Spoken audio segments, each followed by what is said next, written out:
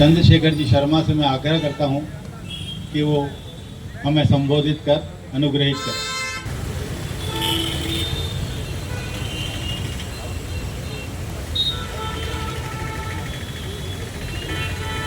आज का जो ये दिवस है वो सूर्योदय से लेकर के सूर्यास्त के बाद इस रात्रि के प्रथम प्रहर में भी लगातार जगदीश जी भाई साहब की जो प्रताप की चेतना है, उस चेतना के साथ मुझे भी फूल को जैसे गूंथ देते हैं वैसे गूंथ करके सुबह से लेकर के शाम तक और ये रात्रि का पहला प्रहर चल रहा है।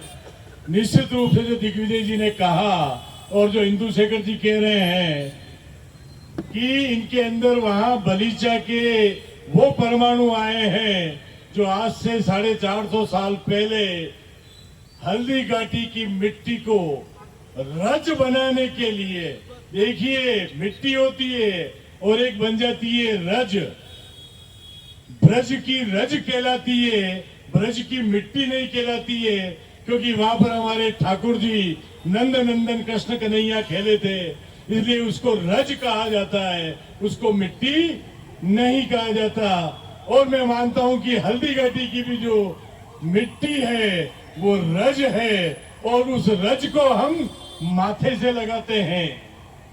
तो आपकी इस प्रताप की चेतना को मैं प्रणाम करता हूं। बहुत अच्छा स्टेज का जो संचालन कर रहे हैं इंदु शेखर जी, जिनके की पूरे परिवार में गायन की कला का एक अद्भुत दृश्य मुझे देखने को मिलता है। वंदे मातरम जो आपने गाया, जिस राग से गाया, माननीय नारायण जी, माननीय बागड़ी जी और अग्रज माननीय दिग्विजय जी, जिनकी जलेबी खाने से ये ताकत आई है। खूब इनकी दुकान पर जलेबियां मैंने खाई है, दिग्विजय जी साक्षी है, आज भी खाता हूँ। और मेरे सम्माननीय माननीय शर्मा जी, माननीय साइक साहब और सभी, मैं इंटक के सभी पदाधिकारियों को, सभी कार्यकर्ताओं को प्रणाम करता हुआ एक बात यहाँ पर आज कह रहा हूं जो शायद मैंने इतिहास में भी नहीं लिखी और अब लिखूंगा।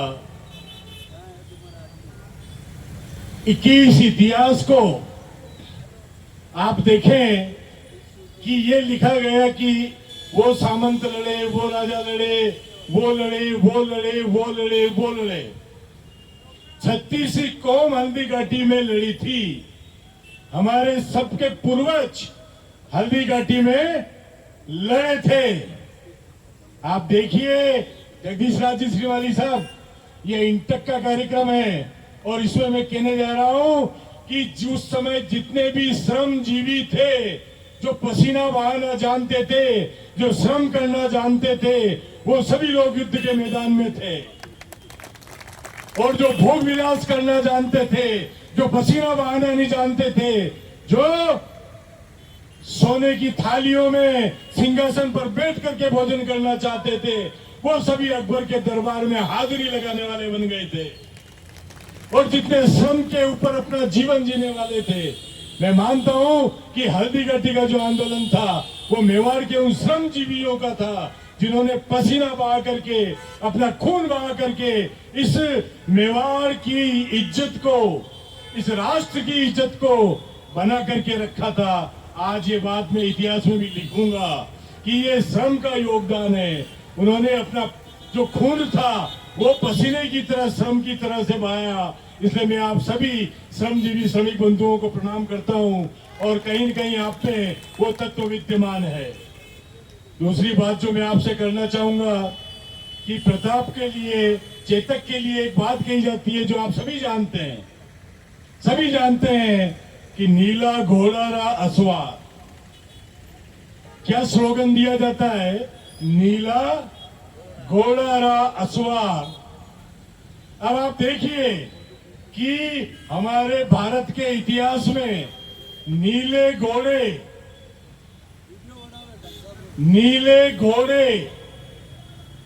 जो ख्यात नाम हुए हैं, वो नीले घोड़े आप देखिए, रामदेव जी रुणीजा का नीला घोड़ा था। आप एक एक चीज नोट करें, रामदेव जी रुणीजा का नीला घोड़ा था, गोगा जी का नीला घोड़ा था, उसके बाद में महाराणा प्रताप का जो चेतक अश्व था वो नीला घोड़ा था, उसको नीलाश्व कहा गया। और उसके बाद में एक नीला घोड़ा और हुआ जो सिखों के गुरु गोविंद सिंह जी के पास में था। ये 4 नीले घोड़े हमें इतिहास में देखने को मिलते हैं। और इन नीले घोड़ों की जो कथा है, ये अब मुझे कहने की जरूरत नहीं है कि आप इन सभी जितने भी 4 महापुरुष हुए हैं जो आज भी हमारे समाज में लोक देवता के रूप में पूजे जाते हैं। आज रामदेव जी के नाम पर हजारों मील लोग पैदल चले जाते हैं। ये ऊर्जा कहां से आती है, ये ताकत कहां से आती है? आप देखिए गोगा जी के नाम पर और महाराणा प्रताप के नाम पर, तो चेतक अश्व जो था प्रताप के जीवन का सबसे ज्यादा हिस्सा अगर किसी को मिला, संपर्क साथ अगर सबसे ज्यादा किसी को मिला, न माँ को मिला, न भाई को मिला, न पिता को मिला, सबसे ज्यादा साथ में अगर कोई रहा है वो चेतक अश्व रहा है। इसलिए आज मैं आपको इस उदयपुर में, मेवाड़ में चेतक अश्व के शहीद दिवस के रूप में आज इस कार्यक्रम का श्री गणेश करने का जो मौलिक कार्य आपने किया है, उसके लिए मैं आपका आभार, इतिहासकार के नाते, मेवाड़ का रहने के नाते मैं वो आपका आभार व्यक्त करता हूं कि आपने उस चेतना को पहचाना है। आप देखिए कि सबसे ज्यादा संपर्क प्रताप का अगर किसी से रहा तो चेतक अश्व से रहा। और महाराणा उदय सिंह जी को भी जब उनकी मृत्यु हुई, लेकिन उनका सर प्रताप की गोद में नहीं था, लेकिन चेतक अश्व का जब देहावसान हुआ, प्राणांत हुआ, तब चेतक का जो सिर था वो किसकी गोद में था? तो कौन भाग्यशाली हुआ? चेतक भाग्यशाली था या नहीं? और जो नीले घोड़े का वर्णन हमारे यहाँ पर हयग्रीव का, भगवान के 24 अवतारों में से हयग्रीव का एक अवतार माना जाता है, और वो भी भगवान ने नीले घोड़े के रूप में जन्म लिया था। इसलिए ये जितने भी नीले घोड़े हुए हैं ये ईश्वर के प्रतीक थे। और इसीलिए प्रताप की इस हल्दीघाटी युद्ध में चेतक की जो चेतना थी वो आप देखिए कि किस तरह से बताना नहीं पड़ा कि मेवाड़ का, हमारे राष्ट्र का दुश्मन कौन है, कौन है, ये बताने की जरूरत नहीं थी। वो सीधा उस मुगलों की सेना के मध्य में जो हाथी पर बैठा हुआ मानसिंह कछवाहा था, वहां पर सीधा जाकर के प्रताप तो बाद में आक्रमण करते हैं, प्रताप का भाला बाद में चलता है, लेकिन उसके पहले चेतक ने अपने दोनों पैरों से उस मानसिंह के, मुगल के हाथी मर्दाना के मस्तक को रोम दिया था। ये इतिहास का सत्य है। ये उसके नीलाश्व होने का, प्रताप के साथ रहने का, प्रताप का जो स्पर्श मिला था, उसका परिणाम हमें सामने देखने को मिलता है। इसलिए जगदीश राजी श्रीमाली साहब और मैं इन तक के ये आपने ये जो जोत जलाई है, ये मसाल बन करके पूरे मेवाड़ ही नहीं, राजपूत राजस्थान ही नहीं, पूरे भारत में फैलनी चाहिए। और हल्दीघाटी के शहीदों के साथ में आपने कविता में सबका नमन किया है, मैं भी उनका नमन करता हुआ चेतक अश्व को लेकर के कि पूरे हिंदुस्तान में पूजा जाना चाहिए। मैंने आज से 10 साल पहले एक आर्टिकल लिखा था कि भारत ही नहीं, विदेशों में चेतक के नाम के चबूतरे बने हुए हैं। उसकी लिस्ट राजस्थान पत्रिका में एक बड़ा आर्टिकल छपा था कि किस किस देश में चेतक के नाम के चबूतरे बने हुए हैं। हॉर्स रेस होती है, उस हॉर्स रेस में घुड़ दौड़, उसमें जो घोड़ा फर्स्ट आता है उसको भी आज चेतक कहा जाता है। खाली हमारे यहाँ चेतक नहीं है, विदेशों की बात कर रहा हूँ। चेतक की जो मान्यता है, वो जो घोड़ा विजय होता है, जो विजय होता है उसको चेतक कहा जाता है। हमारे हिंदुस्तान में सबसे पहला स्कूटर आया, उस स्कूटर का नाम रखा गया चेतक। अरे भाई चेतक कहां नहीं है? आप देखिए चेतक पहले अश्व शक्ति से जो मशीन बनाई गई, उस पहली अश्व शक्ति की मशीन का 2 व्हीलर का नाम चेतक रखा गया। और हमारे यहाँ कोई बहुत से बुजुर्ग ऐसे बैठे होंगे जिन्होंने उस चेतक स्कूटर का ही उपयोग किया होगा, और जिसकी कहते हैं कि उसकी लपक इतनी तेज थी कि अगर ध्यान नहीं रखो तो सामने टकरा जाओ आप, ये उसका पिकअप माना जाता था। यही पिकअप चेतक का था जो हमें हल्दीघाटी युद्ध में देखने को मिलता है।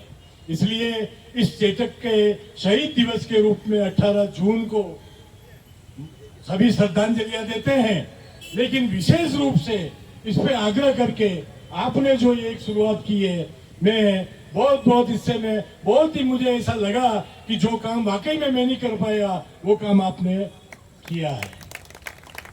दूसरा, हल्दीघाटी के जो हार के शिलालेख लगे थे उनको बदलने के लिए मैंने कहा भाई देखिए, मेरे पास लेखनी की शक्ति है, इतिहास के तथ्य ले आऊंगा, लेकिन ये राजनीतिक शक्ति, ये दूसरी शक्तियां मेरे पास में नहीं है।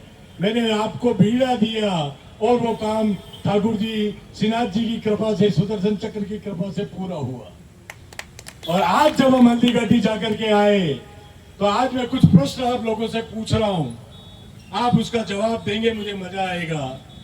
पहले आप ये बताएं कि इस युद्ध में अकबर लड़ने आया था क्या?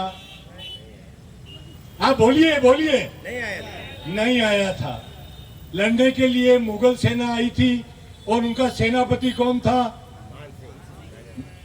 राजा मानसिंह आमेर।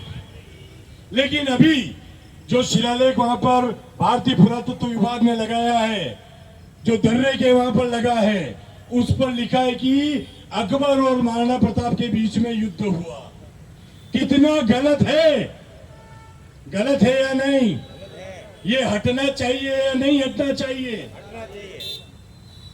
दूसरी बात, उस युद्ध के लिए लिखा गया कि ये 3 घंटे युद्ध चला। कितने घंटे? ये लिखा है पुरातत्व विभाग ने, और सारे में देख रहा हूं बड़े से बड़े अधिकारी लोग, बड़े से बड़े राजनेता लोग वहां जाकर के पुष्पमालाएं चढ़ा रहे हैं। मुझे बड़ी पीड़ा हुई आज वो देख करके कि आप देखें कि मुगलों की तवारीखों में लिखा हुआ है कि सूर्य की पहली किरण आते ही महाराणा प्रताप ने मुगल सेना पर आक्रमण किया। वही मुगल लिख रहे हैं कि दिन में ऐसी गर्मी थी कि मगज का खून उबलने लगा, मतलब 1:30-2 बजे की बात थी, जेठ की गर्मी। और वही लिख रहे हैं कि शाम को अंधेरा हो जाने से मुगल सेना वहां से नहीं निकल सकी। तो अब आप बताइए कि सूर्योदय से जो युद्ध शुरू हुआ, जो सूर्यास्त के कुछ पहले समाप्त हुआ, ये उसके प्रमाण है, ये उसके तथ्य हैं। मैं चैलेंज करता हूं कि इन तथ्यों को कोई जुटला करके बता दे, फिर वहां पर कैसे लिखा हुआ है कि ये युद्ध 3 घंटे चला था। हमारे गौरव को, हमारे उस महायुद्ध को, जिस युद्ध को मैं कुरुक्षेत्र धर्म क्षेत्र कहता हूं, हल्दीघाटी जो है वो हमारा धर्म क्षेत्र कुरुक्षेत्र है। वहां पर कोई जाति विशेष का युद्ध नहीं था, कोई धर्म विशेष का युद्ध नहीं था। 36 कौमों ने, सभी धर्मों ने मिलकर के, हकीम का सूर ने, रामशाह तंवर ने, सभी ने मिलकर के, हमारे वनवासी आदिवासी भाइयों ने मिलकर के वहां पर अपना रक्त बहाया था। उस हल्दीघाटी युद्ध को 3 घंटे का लिख करके आप पर्यटकों को क्या बताना चाह रहे हैं, ये लिखने वाले स्पष्ट करें। तो ये कुछ मुद्दे मैंने आपके सामने रखे हैं, और वो बीड़ा आज मैं आप सबके सामने, आप ही के मंच पर, जगदीश राज जी श्रीमाली साहब और सोने पे सुहागा ये एक दिग्विजय जी श्रीमाली जी भी है, बागड़ी जी भी है, सबके सामने मैं रख रहा हूं कि ये चीजें जो नारायण जी, जो चीजें गलत हो रही है, उन गलत के खिलाफ आप सभी भाई जो हैं, वो, मैं तो छोटा हूं, मेरे से आगे चल करके आप मेरा हौसला बढ़ाएंगे, ऐसा मैं मानता हूं। माननीय इंदुशेखर जी, इन तथ्यों के साथ बात कर रहा हूं, कोई राजनीतिक मुद्दा नहीं है, ये अकादमिक मुद्दा है, हमारी मान मर्यादा से, हमारी इज्जत से जुड़ा हुआ। और सिर्फ इज्जत मेरी नहीं, ये मेवाड़ की इज्जत है, ये पूरे राजस्थान की इज्जत है, और प्रताप जो है वो हमारे पूरे भारत की इज्जत है। आजादी का आंदोलन हुआ तो इसी हल्दीघाटी की मिट्टी को ले जा करके शहीदों ने तिलक करके हल्दी घाटी का तिलक किया मिट्टी का और उस युद्ध लड़ा था। इतिहास में इसे प्रमाण मौजूद है। 1857 की जब प्रथम स्वतंत्रता संग्राम हुआ तो उसमें भी जाकर के हल्दी घाटी के मिट्टी गई थी और प्रताप को अपना आदर्श मानते हुए उन्होंने तात्या टोपे हो, मंगल पांडे हो, झांसी की रानी हो, आपने नाम सुने होंगे, उन सभी ने वो स्वतंत्रता संग्राम लड़ा था। 1947 का स्वतंत्रता संग्राम भी प्रताप के नाम पर लड़ा गया था। हमारी प्रेरणा प्रताप थे, क्योंकि हम अंग्रेजों से लड़ सकते हैं क्या? उनके पास इतने साधन है। तो प्रताप प्रेरणा बने कि अकबर के सामने प्रताप की सेना 1/4 थी, साधन बहुत ही कम थे, तोपे गोले बारूद नहीं था। तो प्रताप जब लड़ सकते हैं तो हम क्यों नहीं लड़ सकते हैं? प्रताप जब जीत सकते हैं तो हम क्यों नहीं जीत सकते हैं? वियतनाम अमेरिका से संघर्ष करता है, आप देखिए। तो ये प्रेरणा जो है अगर हम नहीं लेंगे, पूरे विश्व में ये प्रेरणाएं जा रही है और इन प्रेरणाओं को आप रोक नहीं सकते। देश काल आप दीवारें बनाकर रोक नहीं सकते। ये विदेशों में भी जाकर के भी प्रताप की जो प्रेरणा है वो बोल रही है। मैं आप सब भाइयों के सामने मैं मानता हूं कि कई वक्तव्य मैं सूत्रधार महोदय से पूछ लेता हूं, तो एक आपसे आग्रह करूंगा कि ये चेतक जो लिखा जाता है ये त नहीं है, ये ट है। क्या है? ट। आप अक्सर जो है, क्योंकि ये चेतक शब्द जो है ये संस्कृत भाषा का शब्द है, ये कोई मेवाड़ी शब्द नहीं है। हमारे तंत्र शास्त्रों में चेटकम खेटकम चेव, इंदु शेखर जी, चेटकम खेटकम चेव, उसका वर्णन आता है। और ये जो वर्णन है ये संस्कृत के शब्दों का ये बताता है कि ये शब्द जो आया है ये इंद्रजाल को कहा जाता है, जिसमें पता नहीं चलता है कि अभी यहाँ था चेतक और थोड़ी देर में पलक झपकते ही कहां पर है।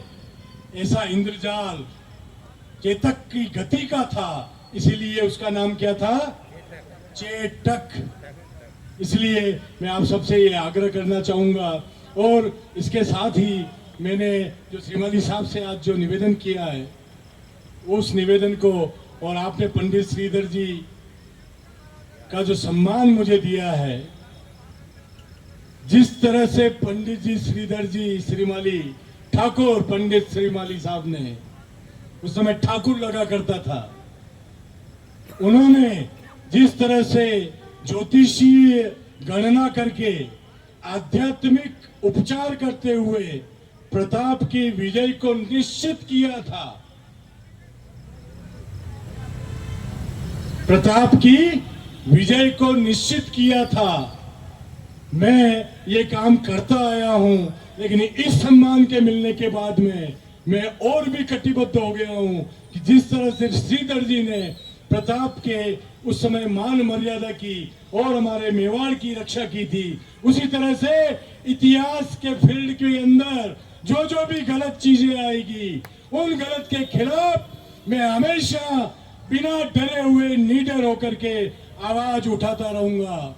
ये निडरता मैं नाथद्वारा पैदा हुआ हूं इसलिए मेरे में आई है। वो हल्दी घाटी से 14 किलोमीटर ही दूर है।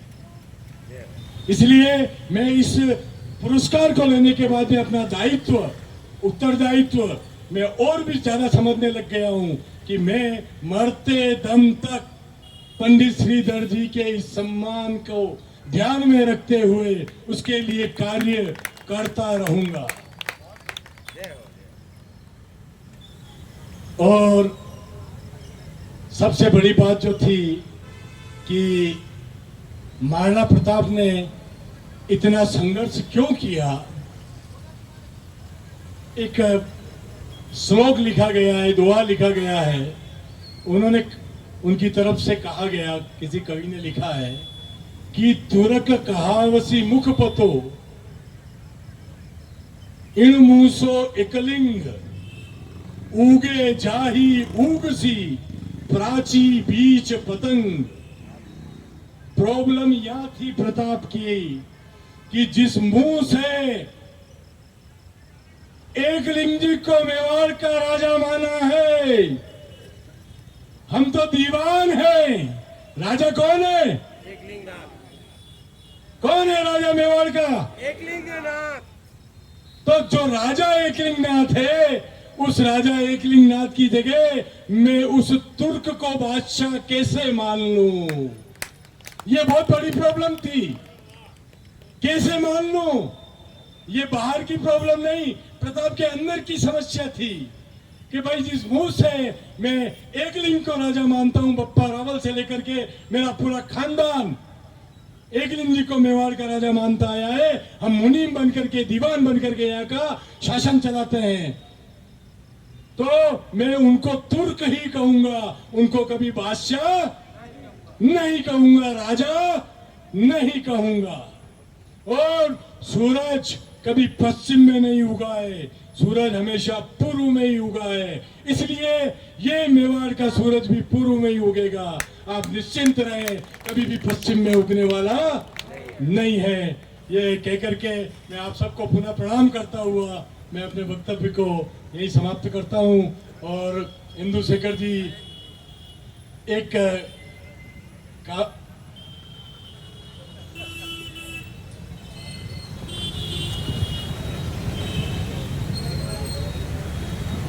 शर्मा साहब बहुत बहुत धन्यवाद। आपने कई सारी ज्ञानवर्धक बातें हमको बताई, कई त्रुटियों की तरह हमें इंगित किया, जो हम सुधार सकेंगे वो निश्चित रूप से सुधारेंगे।